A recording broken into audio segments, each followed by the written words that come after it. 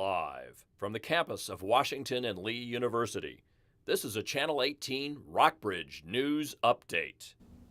Welcome to the Rockbridge Report Tuesday Live Update. I'm Donald LeCompte. A 12-year-old Maury River Middle School student was killed Saturday after chasing her dog onto Route 60.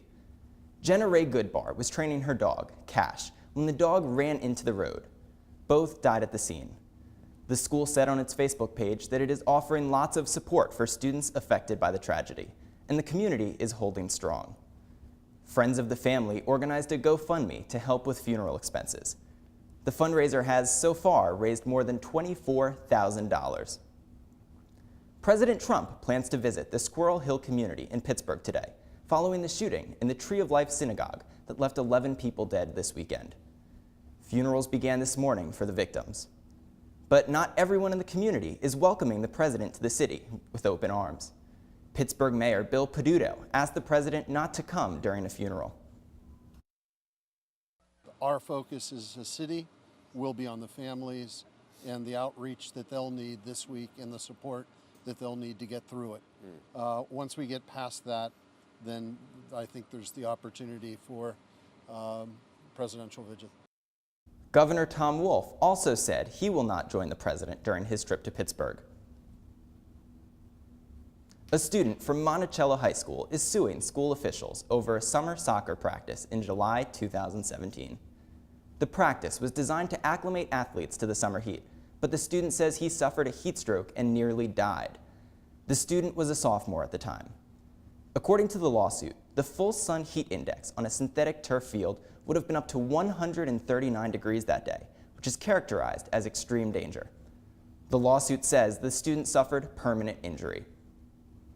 President Trump is sending thousands of troops to the southern border to prevent migrant caravans from entering the country. Jim Rowbottom from CNN reports. The troops are gearing up and will be at the border by the end of the week.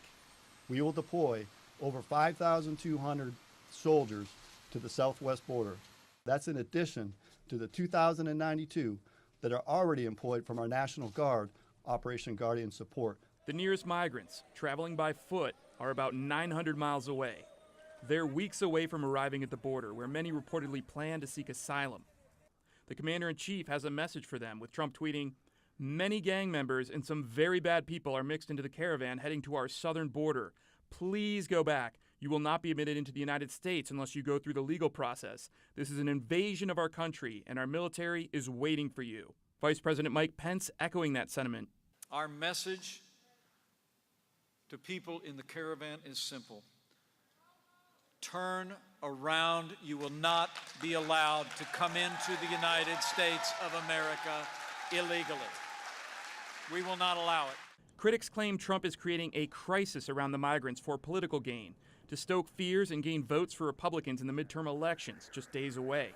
And far from invading, the migrants would be following the law by claiming asylum if they reach the border.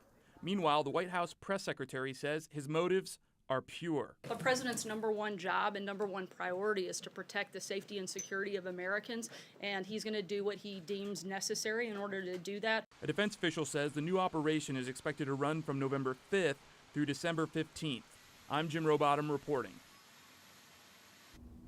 James Whitey Bulger, the murderous Boston gangster, was found dead in prison. He was 89 years old. Authorities did not release a cause of death, but said the FBI was notified and is investigating.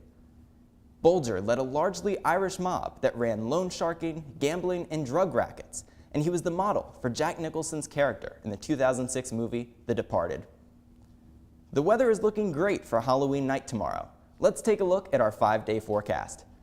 As you can see, we have a high in the low 70s tomorrow, and we're going to have a little bit of rain coming our way for the end of this week on Friday. This weekend, though, the sun will be back and we'll have temperatures in the upper 50s and low 60s.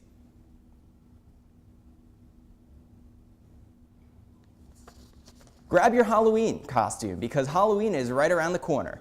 Downtown Lexington will have trick-or-treating tomorrow from 3:30 to 5 p.m. Buena Vista will be hosting a spooktacular from 4 to 6 p.m. Activities include trick-or-treating, games, and a costume contest. Thanks for watching the Tuesday Live Update. Tune in on Thursday at 5 p.m. for our full broadcast. In the meantime, you can stay connected via our website, rockbridgereport.wlu.edu, or by following us on Twitter and Facebook. Have a great afternoon.